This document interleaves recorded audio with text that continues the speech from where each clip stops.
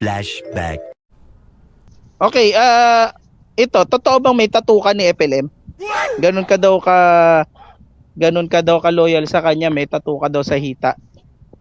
Kaya nga po ako, sabi ko naman po sa inyo, pag naging boss ko na o amo ko, kahit mukha niya ipapatuto ko sa likod ko, pwede. Ganun po ako kayo sa amo ko talaga.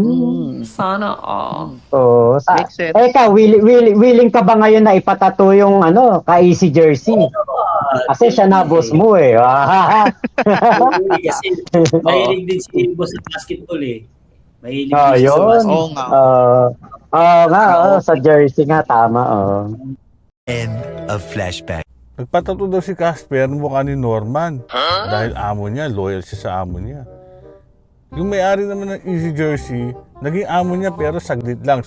Kasi siguro hindi naman nagpatato yun kasi saglit lang. Hindi naman ganun kalalim ang kanila naging samahan. Pero ngayon, amo niya si Alex Pabella. Uy, malamang magpapatato yan ng mukha ni Alex Pabella. Pag pinatato kaya ni Casper yung mukha ni, ni Alex, ano kaya yun? Daga? Kasi daganding-ding lagi sinasabi nun. O yung mukha lang niya, no? Ano kaya yun? Nakikurious tuloy ako, abangan ko nga yun.